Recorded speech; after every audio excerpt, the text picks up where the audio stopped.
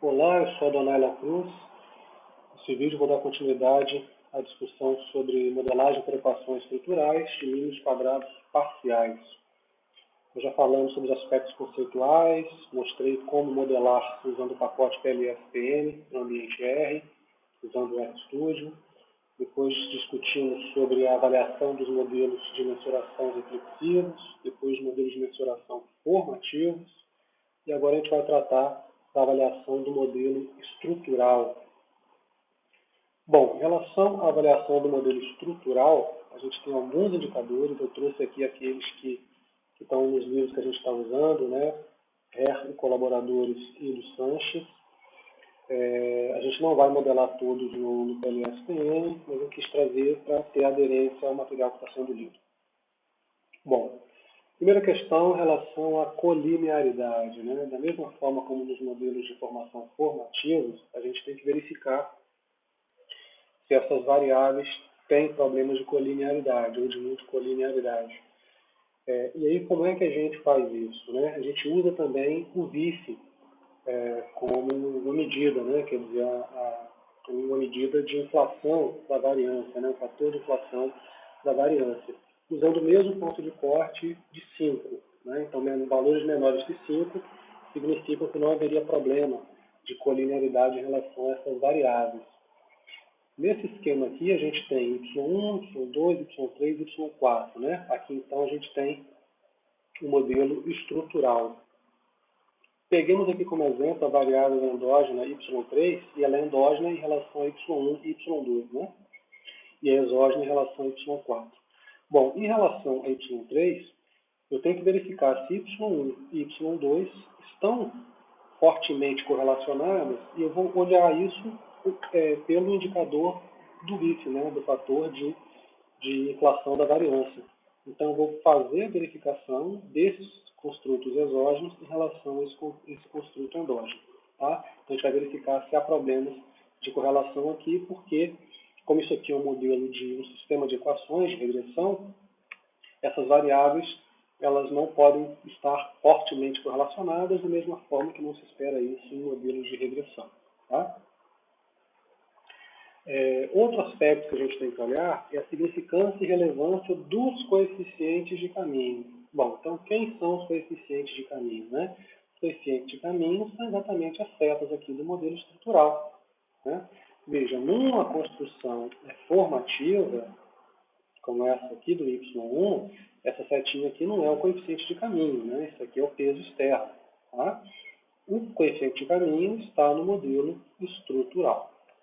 Então, a gente tem que olhar a significância estatística, ou seja, dado o nível de significância adotado, se esse coeficiente de caminho, se ele é significante ou não estatisticamente, e depois analisar a relevância dele também, porque ele está expresso em valores padronizados. Então, isso me permite fazer uma análise comparativa em relação ao impacto da variável y1 e y2, por exemplo, na variável y3. Então, posso tomar uma medida em termos de relevância, qual se mostrou mais relevante do que o outro, claro que observando a significância. Então, a primeira questão é que tem que ser significante, né, para que você considere esse modelo estrutural, ou seja, o impacto aqui de y em y3, que foi tratado como y então antecedendo y3, né, y1 impactando y3, você vai verificar se isso foi verdadeiro ou não, olhando a significância do coeficiente de caminho. E a relevância do coeficiente de caminho, no geral, a gente faz olhando para as outras variáveis, mas ele está expresso numa medida padronizada, então de menos 1 até 1. Por essa razão, é possível fazer também a análise individualmente. Mas, no geral, se houver mais de uma variável, a gente também estabelece uma relação relativa entre eles. Tá? Além da significância e relevância dos coeficientes de caminho, a gente olha também os efeitos diretos e indiretos. Né? Nesse modelo aqui, por exemplo, pensando agora em y4 como a variável que a gente está analisando, eu tenho efeito direto de y3 e y4, né? Mas eu tenho efeito direto de y1 e y3, tenho efeito direto de y2 e y3. Mas eu também tenho efeito indireto de y1 em y4, né? Então, y1 impacta y3 que por sua vez impacta y4. Então eu teria que, para fazer também aqui não apenas a relação direta de y3 com y4, que seria o efeito direto, mas também o efeito indireto de y1 em y3. Okay? Nesse caso aqui a gente tem efeito direto de y3 para y4, efeito indireto de y2 para y4, efeito indireto de y1 para y4 e efeito direto tanto de y1 quanto y2 para y3. Então a gente analisa o efeito direto e também o efeito indireto. E naturalmente, por consequência, o efeito total, né, que seria a soma então desses dois efeitos, direto e indireto. Além disso, a gente verifica o coeficiente de determinação, né, o R2, que a interpretação se dá da mesma maneira como uma regressão múltipla, ou seja, variação conjunta, né? Também olhamos em relação a isso o tamanho do efeito, aí pensando na medida do F2, e olhamos também o coeficiente de determinação ajustado, sobretudo se for feita a comparação entre modelos, né? Esse R2, o que ele está olhando então? Né? O quanto da variação da variável latente exógena explica a variação da variável latente endógena.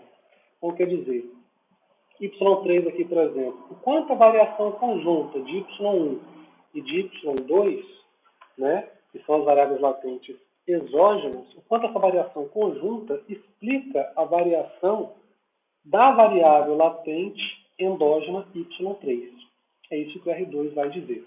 Agora, se for feita comparação de modelos, você vai usar o R2 ajustado, porque a quantidade de variáveis pode ser diferente, o tamanho da amostra pode ser diferente, por essa razão não se olha o R2, mas se olha o R2 ajustado.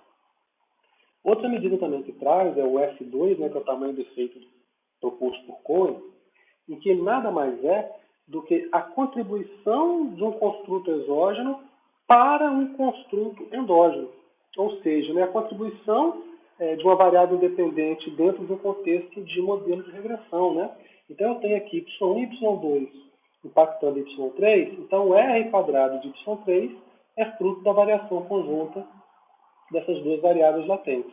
Agora, qual é a contribuição de y1 em relação a esse R2? Aí eu uso o F2, que na verdade, basicamente o que ele faz é olhar, ele subtrai o R2 incluído do R2 excluído e divide por 1 menos o R2 incluído, quer dizer, pensando em incluído aí o modelo completo. Tá? Então, se você quiser saber a contribuição de uma variável exógena em relação ao R2 de uma variável endógena, você pode utilizar o tamanho de efeito F2, que foi proposto por Cohen. Tá? Se a gente misturar a gradação do Cohen de tamanho de efeito para o R2, né, a gente pode chegar aí a que um tamanho de efeito médio seria de 0,15 pela gradação do Cohen, e aí substituindo na fórmula, né, a gente poderia ter aí um valor equivalente de 0,15, apesar de que a literatura traz aí que R2 abaixo de 30 é baixo, entre 30 e 60 é moderado, acima de 60 é alto, mas claro que essa questão de alto, baixo, isso depende de quantas variáveis estão no modelo, e claro, da parcimônia do modelo, então isso é muito relativo, tem que olhar também à luz do estudo que você está fazendo, o que outros achados encontraram, tá? Além disso, pode ser discutido também, eu não vou tratar sobre isso no script, né, sobre a relevância preditiva, se estiver pensando aí no PLS-PM como um modelo preditivo, e aí o colaboradores, né, traz essa relevância preditiva, que é esse Q2, usando uma abordagem de Blindoff, e que esse Q2 ele faz o quê? Sempre que ele é maior do que zero, indica que o construto exógeno tem relevância preditiva para o construto endógeno, tá? E ele só deve ser utilizado quando a variável endógenas reflexivas, né?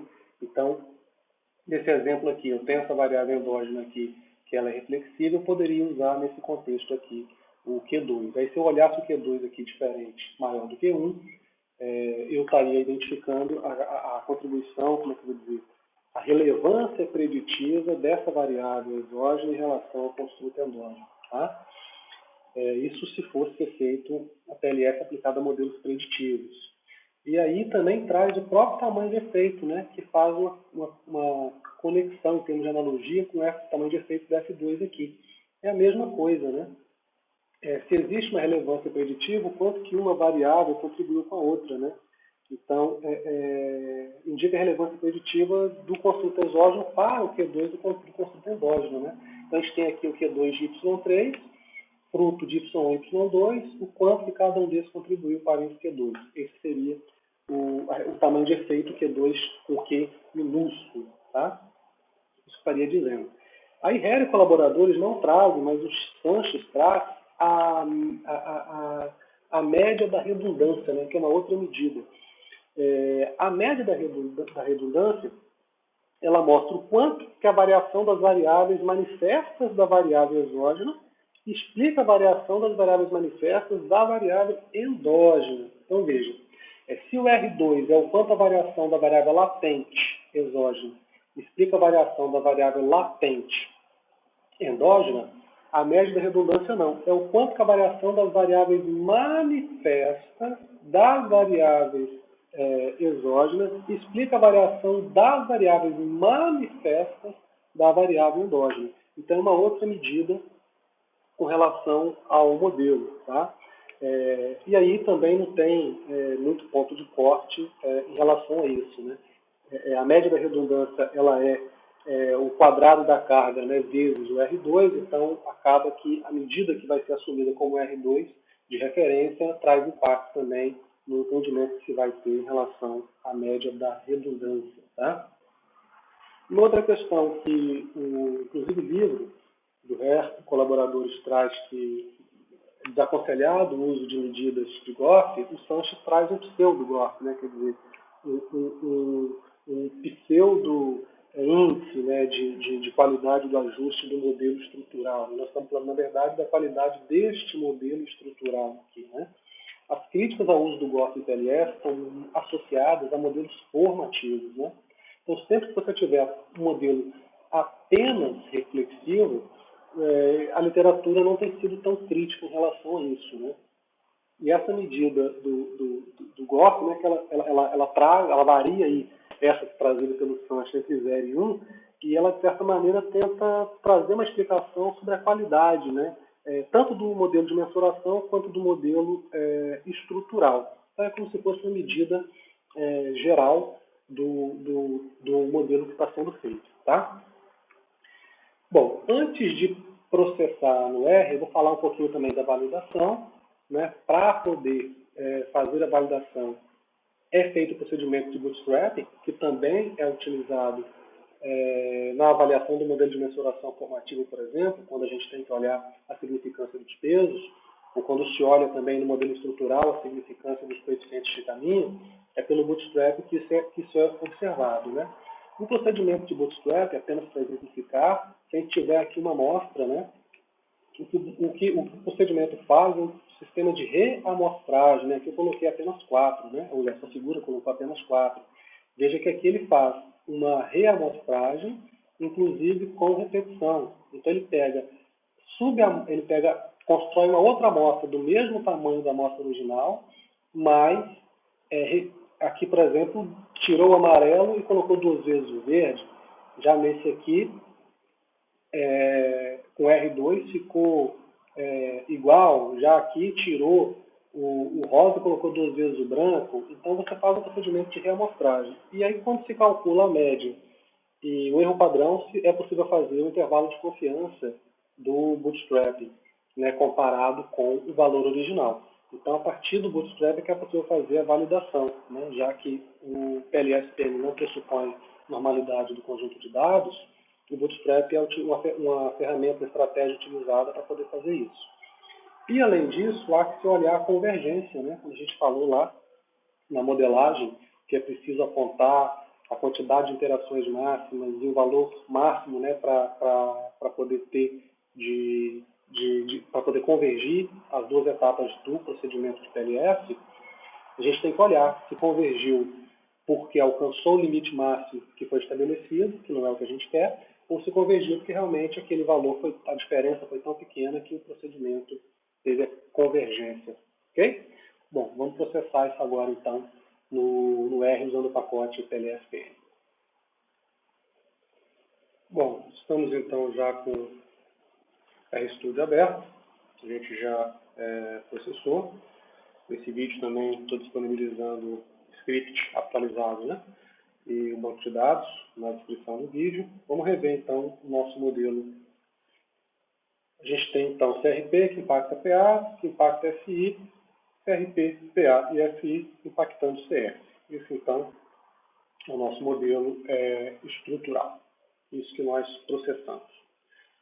Bom, a primeira coisa que eu vou fazer é verificar se existe problema de multicolinearidade.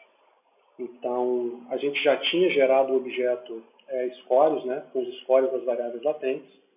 Vou processar aqui agora, então, uma regressão, tendo CS como dependente, CRP, PA e SI como independente. Né? No nosso modelo, a gente tem CRP, PA e SI como exógenas em relação a CS. Né? Então, é isso que a gente vai estar fazendo aqui. CRP é exógeno em relação a PA, mas como só há uma, não há que se discutir multicolinearidade. PA também em relação a SI, também não há que se discutir multicolinearidade. Então a discussão vai se dar no âmbito dessa variável endógena aqui, tá bom? Então vou processar essa regressão. Na verdade, eu não tinha gerado aqui o objeto scores, vamos fazer isso aqui agora. Objeto scores, acho que está aqui embaixo, quando eu faço o VIP. Então está aqui, vou gerar na linha 91 objeto scores. Tá? Processando agora então a regressão, vou habilitar o pacote car e vamos fazer o VIP. Bom, a gente tem então como resultado CRP, PA e SI valores inferiores a 5. Né? Então, por esse ponto de corte, não há que se discutir, não há que se preocupar com problemas de multicolinearidade. Tá bom? Depois eu vou fazer então aqui, já na partir da linha 118, olhar os coeficientes de caminho, né? No sentido de verificar a relevância e significância desses coeficientes. Né? Então, vou processar aqui a linha 119. Processando a linha 119, a gente tem aqui, essa seria a variável endógena, e essas aqui, o intercept e a exógena, essa endógena, essa a exógena, essa a endógena, e aqui o conjunto total. Ok? Então, isso que a gente está fazendo. Eu estou olhando para PA como endógeno CRP, para SI PA e para CS S3. Tá? Então, o que a gente tem que olhar é se existe significância, né? Então, aqui, por exemplo, a variável CRP, ela claramente é significante, né? Você tem aqui o valor IP, bastante inferior ao nível que a gente assumiu de 0,05. O mesmo ocorre com a variável SI, com a variável PA em relação a SI, aqui a variável CRP em relação a PA. E olhando o modelo completo, a gente tem aqui tanto SI, PA e CRP significantes em relação a CS, né? E elas, as três, também com coeficiente positivo, né? O coeficiente de caminho aqui positivo, tá?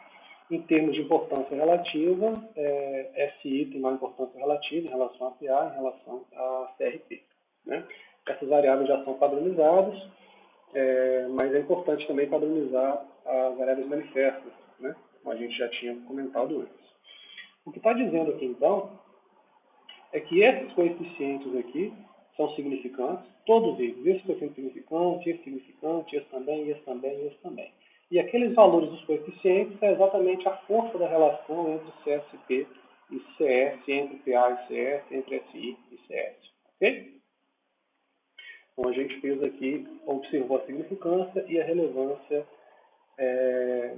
das variáveis exógenas aqui em relação à variável endógena CS. Tá? Outra coisa que a gente tem que olhar são os efeitos diretos, indiretos e, consequentemente, os efeitos totais. Né? Então, já estou processando aqui. Veja que a gente tem o efeito de CRP para PA, o efeito de CRP para SI, que veja, não há efeito direto, né? Vou colocar aqui um pouquinho menor para a gente ver nas duas telas, né? Veja, CRP tem impacto em SI? Direto não, porque não há um afeto de CRP conectando com SI. Por outro lado, existe um efeito indireto? Sim, porque CRP impacta PA, que por sua vez impacta SI, né? Então, existe um efeito direto de CRP em SI, né? Isso precisa ser calculado.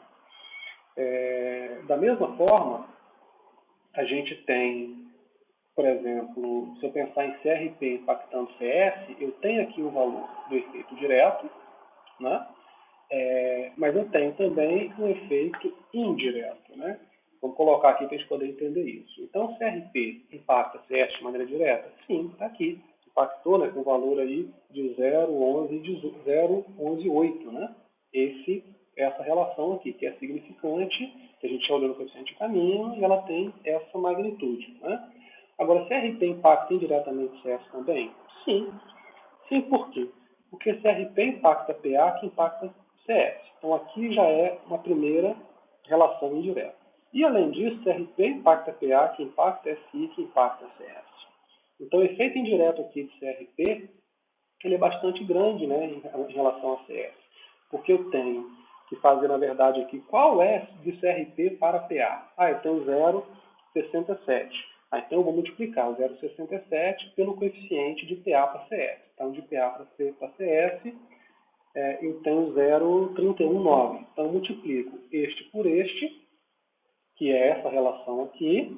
Depois eu somo com este por este, vezes este por este, vezes esse por este. Dessa maneira que eu faria o efeito indireto, ok?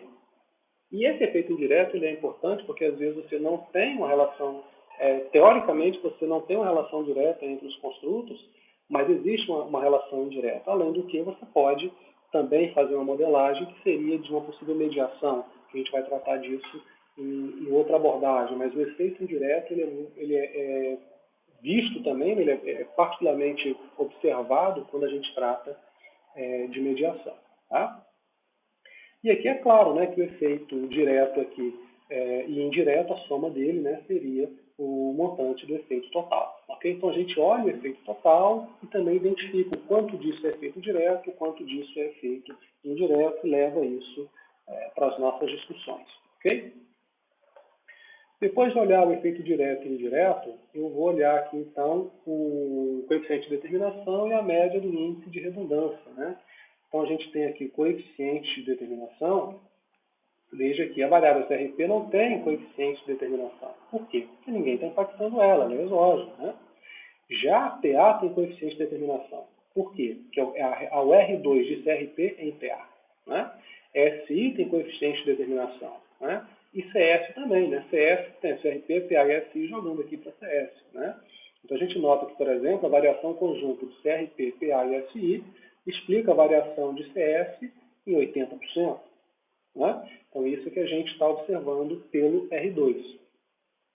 Já essa média da redundância aqui, que não se confunde com aquela análise de redundância dos modelos formativos, né, que seria a validade convergente do modelo formativo, ele está olhando não a variação das variáveis latentes, mas a variação das variáveis manifestas relacionadas a essas variáveis exógenas, que explicam a variação das variáveis manifestas, dos indicadores aqui dessa variável endógena. Tá? Tem uma outra medida de quanto uma variável influencia a outra, mas aqui a partir da variação da variável latente e aqui a partir da variação das variáveis manifestas associadas àquela variável latente. Ok? Depois a gente vai fazer aqui o GOF. Ele já traz aqui o valor de 0,7, né, que é considerado realmente bastante grande. Também assim, existem algumas gradações para o valor do GOF. Não é uma coisa fácil de interpretar. Como eu falei também, existe algum tipo de relutância em relação ao uso do GOF em modelos formativos. No caso desse exemplo, como a gente tem um construto formativo, eu não sugiro que seja discutido. Né? Só quando o modelo for totalmente reflexivo é que seria apropriado apropriado, ainda que haja alguns autores que defendam também o uso do GOF em modelos formativos, tá? Estou dizendo daquilo que a gente tem observado, tá bom? Vou fazer aqui agora, vou fazer o desenho, né, do nosso modelo estrutural, então estamos indo aqui. Então aqui a gente tem os coeficientes de caminho, né, que já foram que a gente tinha verificado lá, e aqui então está todas as relações, tá? Depois a gente precisa fazer a validação, né? Aí eu vou olhar aqui exatamente o Bootstrap, né? Quando a gente olha o Bootstrap, ele vai trazer o que para a gente? Ele vai trazer os intervalos de confiança dos pesos, em que a gente vai buscar a validação de todos os coeficientes, vai fazer também o intervalo de confiança das cargas, em que a gente vai buscar validar também. Nesse caso aqui, veja que todas as cargas foram validadas. No caso do peso, a gente teve uma que não foi validada, né? Que é Q13, tá? A gente tem aqui os coeficientes de caminho também validados, tá? E também a validação do R2, né? Do coeficiente de determinação, que a gente observa aqui também que foi validado. E ele traz dos efeitos totais, né? Que também a gente consegue verificar a validação aqui, tá? Além disso, é importante verificar a convergência, né? Quando ocorreu a convergência do modelo, né? Se o modelo teve convergência porque alcançou o número máximo de interações, ou se porque, de fato, houve convergência do modelo, né? A partir do critério que foi estabelecido. Então, a gente olha aqui que a gente estabeleceu como critério máximo de interações 300, uma tolerância aqui crítica, né? Desse valor, que é realmente muito pequeno, 0,0000001, e a convergência aconteceu já na segunda interação, com o bootstrap que foi feito usando 1000 subamostras. Tá bom? Esse, então, é o modelo estrutural e a validação. Próximo vídeo a gente trata sobre mediação e moderação.